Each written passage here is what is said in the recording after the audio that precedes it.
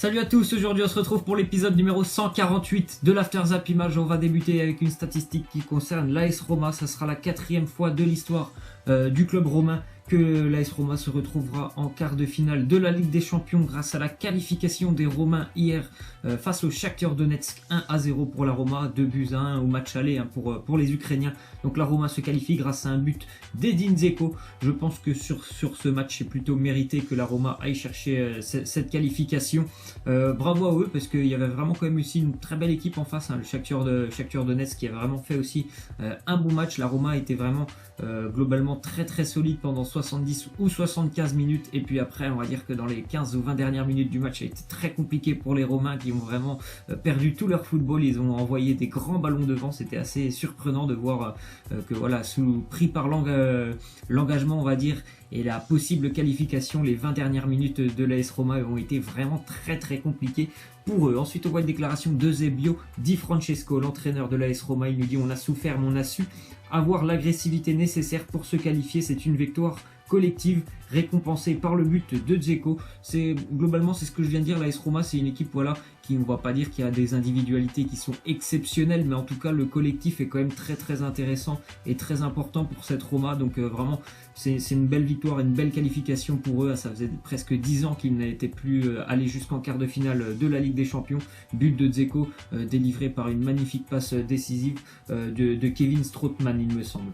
Ensuite on voit une petite déclaration de Mario Balotelli. Il nous dit: prêt pour le retour en équipe nationale. Je n'en sais rien, mais il est normal de dire, si vous me le demandez, que j'adore l'équipe nationale et que j'y retournerai. Je pense que Mario Balotelli actuellement, avec la saison qu'il fait du côté de Nice, ça serait mérité pour lui d'obtenir une sélection avec l'Italie pour les 2 prochains amicaux de la Squadra Azzurra. Je pense que ça serait vraiment mérité. En plus de ça, bon, je pense qu'il a vraiment changé aussi niveau du caractère. Mais Mario Balotelli, c'est plus le même joueur qu'il y a quelques années. Je pense qu'il a certainement aussi mûri un petit peu et il a vraiment retrouvé on va dire sa forme, parce qu'il enchaîne beaucoup de matchs avec l'OGC Nice et il marque. Donc ça serait, je pense, amplement mérité de le revoir jouer avec l'Italie. Ensuite on voit une déclaration de Steve Mandanda. Il nous dit: on voit que Mitroglou nous apporte énormément, il met son but décisif, il est là et on va avoir besoin de tout le monde, de lui aussi. On est vraiment content qu'il puisse marquer, content qu'il nous donne la victoire. C'était lors de ce match entre Toulouse et Marseille dimanche, le but décisif de Mitroglou 1 minute après son entrée. C'est important pour Mitroglou de marquer. Peut-être que toujours dans le jeu, c'est un petit peu compliqué dans le jeu pour Mitroglou, mais c'est vrai que depuis aussi quelques semaines, voire quelques mois, il commence à marquer avec l'Olympique de Marseille, et c'est tant mieux pour eux parce que voilà, comme on l'a dit hier, je pense que Rudy Garcia a vraiment réussi à concerner toute l'équipe de l'Olympique de Marseille pour l'objectif commun des Marseillais, qui est d'aller chercher cette 3e place qualificative pour les barrages de Ligue des Champions en fin d'année. Ensuite on voit une déclaration de Emery. Il nous dit: il faut que Verratti gère sa frustration dans les matchs, surtout les matchs importants, mais Marco a progressé, il sait qu'il a besoin d'améliorer certaines choses. Après le carton rouge face au Real Madrid, c'est sûr que ce geste d'humeur de Verratti, faut vraiment qu'il essaye de se contrôler. C'est un joueur qui est assez nerveux, sanguin, Marco Verratti sur le terrain. Il part un petit peu au quart de tour, ça lui a coûté d'ailleurs le match face au Real Madrid, tout simplement d'être exclu. Donc ça serait bien franchement qu'il se calme, qu'il se canalise un petit peu, et aussi qu'il travaille sur le terrain, parce que je trouve, moi, contrairement à Emery, que Marco Verratti il ne progresse plus énormément du côté du Paris Saint-Germain. D'ailleurs il y a pas mal de rumeurs qui envoient tout simplement Marco Verratti dans un autre club dès cet été. Ensuite on voit que Andrés Iniesta, victime d'une blessure au biceps fémoral de la cuisse gauche il y a 10 jours, fera son grand retour dans le groupe du Barça ce soir pour affronter Chelsea. La composition d'équipe, je ne l'ai pas encore. Normalement je pense que Iniesta devrait débuter face à cette équipe de Chelsea après le match nul du match aller 1-1 entre les Blues et le Barça. Ensuite on a une déclaration de Jordi Alba. Il nous dit: on s'attend à ce que Chelsea joue en contre. Je pense que tout le monde, franchement on s'attend tous à ce que Chelsea joue assez bas, assez regroupé, et puis évolue vraiment en contre face à une équipe du Barça qui va avoir, à mon avis, une très grosse possession de balle. Mais attention franchement à cette équipe de Chelsea qui a toujours posé des problèmes au Barça en Ligue des Champions. Il les avait d'ailleurs sortis en 2012. un petit peu, voilà, c'était pareil, voilà, ils avaient énormément joué en contre-attaque et ça avait permis à Chelsea de se qualifier. Ensuite, on voit une déclaration de Sergio Busquets, il nous dit « Ousmane est un joueur qui a des qualités qui lui permettent de faire la différence à tout moment, mais il est encore en phase d'adaptation, il revient de blessure, il a joué peu de matchs de cette importance, on verra aussi si Dembélé fera partie du 11 titulaire du Barça face à Chelsea dans les prochaines heures. En tout cas, c'est sûr que c'est un joueur qui peut débloquer des situations et créer, on va dire, amener des situations, notamment dans les petits espaces, grâce à sa vitesse, sa vivacité, sa technique, il peut permettre vraiment de débloquer des situations. Après, c'est sûr, comme le dit Busquets, il est en phase de retour, il faut aussi un petit peu qu'il s'adapte avec le jeu du Barça, même si voilà, il est là depuis maintenant 6 mois, mais il a très peu joué au final avec le Barça. Ensuite, on voit que selon Cadena Cop, un quotidien espagnol, ils nous disent tout simplement que Lionel Messi serait également OK pour un retour de Neymar du côté de Barcelone. Il y en a pas mal de joueurs du Barça, après l'élimination du PSG face au Real Madrid, qui en fait ont tout simplement demandé, et ont dit tout simplement qu'ils souhaitaient voir Neymar revenir du côté de Barcelone. Hier, on a eu le droit à Philippe Coutinho, on a aussi eu le droit à Ivan Rakitic, et on apprend maintenant que Lionel Messi ne serait absolument pas contre un retour.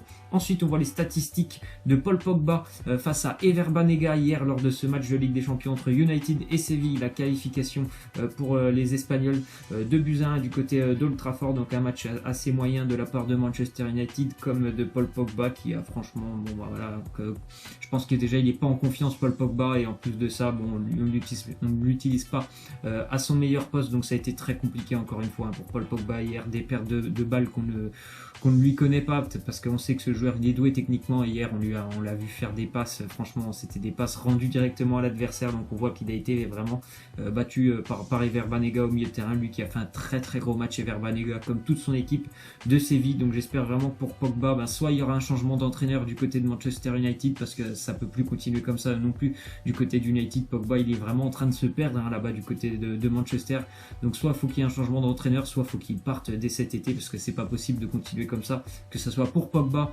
ou pour Manchester United. Il faut vraiment qu'il y ait un grand changement qui arrive cet été. Ensuite, on voit une déclaration de José Mourinho, il nous dit « Je pense que David De Gea restera, je ne sais pas quelles sont les intentions du Real, mais si j'étais eux, je penserais à d'autres joueurs. » Ça, c'est vrai qu'ils ont fermé la porte, les dirigeants de Manchester United comme Mourinho, à un éventuel départ de David De Gea cet été pour le Real Madrid. Le Real qui souhaite toujours recruter un gardien. Je pense que David De Gea, c'était leur priorité, mais à mon avis, Manchester United a envie certainement aussi de le conserver, parce que je pense qu'il est l'un des meilleurs gardiens du monde. Bon, hier, c'est sûr qu'il n'a pas été très très bon hier, mais c'est certainement le premier match qu'on voit David De Gea à un niveau pas très très bon depuis, je ne sais même pas, depuis 2 ou 3 ans, tellement ce joueur est important, et c'est certainement le meilleur joueur de Manchester depuis des années. Ensuite, on voit que selon Tuttosport, un quotidien italien, le Bayern Munich aurait contacté ces derniers jours l'agent de Emre Can, le joueur de Liverpool qui est pisté aussi par la Juventus de Turin. Donc normalement, il y aura quand même un départ pour lui du côté soit de l'Italie ou un retour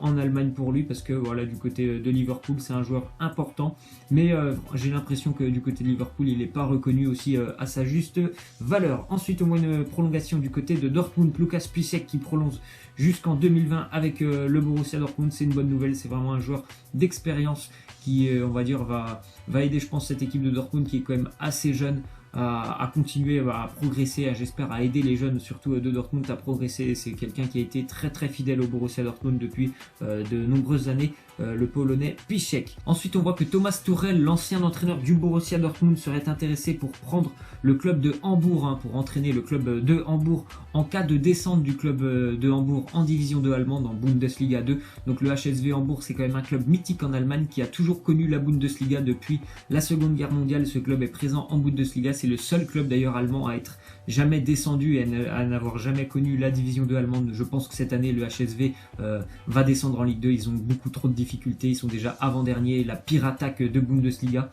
Donc je pense que Thomas Tuchel a envie de reprendre le club tout simplement en Ligue 2 pour essayer de reconstruire tout ça et de repartir en gros sur de nouvelles bases. Ensuite, on voit qu'à Hambourg, sur 10 ans, il y a 17 entraîneurs qui se sont succédés du côté du HSV Hambourg. Donc on voit vraiment que c'est un club qui a énormément de difficultés. Là, ça fait maintenant presque 3 ans qu'il se sauve, soit lors des dernières journées, soit lors des matchs de barrage. Donc je pense vraiment que c'est inévitable cette année. Le HSV Hambourg va connaître sa première relégation en division 2 allemande, même s'il reste 10 journées non 8 journées pardon, en Allemagne. Ensuite on voit une déclaration de Max Allegri, l'entraîneur de la Juve. Il nous dit: nous n'avons encore rien gagné.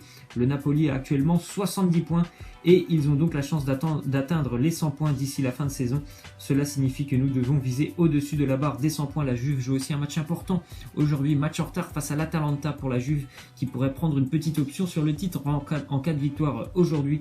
Très grosse saison de la part de Napolitains, mais la Juventus aussi est toujours présente et elle répond présent. Donc la Juve a vraiment un match très très important aujourd'hui. Ensuite on voit une déclaration de Matuidi. Il nous dit: ma rencontre avec Buffon, ce fut un bisou. D'emblée il m'a fait la bise, ça m'a vraiment marqué. Je l'ai interprété comme une manière de me dire: tu es de la famille, et ça c'est magnifique venant de lui, c'est un honneur. On sait tous que voilà, Gianluigi Buffon c'est un exceptionnel joueur déjà, et en plus de ça c'est quelqu'un qui est très humain. Donc on voit vraiment encore une fois grâce à cette anecdote de Blaise Matuidi que c'est quelqu'un voilà, qui a vraiment de très très belles valeurs, le gardien de la Juventus. On continue avec le match. Le Bayern se déplace aujourd'hui du côté de Beşiktaş en Turquie. Les Bavarois qui sont certainement déjà qualifiés avec le 5-0 du match aller. Vous pouvez me laisser en commentaire les pronos si vous avez des petits pronos pour le match. Je vois une victoire du Bayern 2-1. Et ensuite on va terminer donc avec la question de fin, avec la performance de Wissam Ben Yedder hier, et même avant on connaissait déjà le talent de ce joueur Wissam Ben Yedder. Est-ce que Didier Deschamps doit tester et appeler Ben Yedder demain pour sa liste et de 2 matchs amicaux de l'équipe de France? Je pense que ça serait amplement mérité. C'est pas la première fois qu'il y a ce débat autour de Ben Yedder. Je pense qu'il doit avoir sa chance au moins une fois avec l'équipe de France. Donc j'espère que Didier Deschamps pourra l'appeler demain, étant donné en plus que Alexandre Lacazette ne pourra pas être appelé. Donc pourquoi pas tenter Wissam Ben Yedder. Laissez-moi en commentaire ce que vous en pensez de Ben Yedder. Voilà, c'est la fin de cet After Zap Image. J'espère que ça vous aura plu. N'hésitez pas à lâcher des likes, à vous abonner. Moi je vous laisse et je vous dis à la prochaine. Ciao.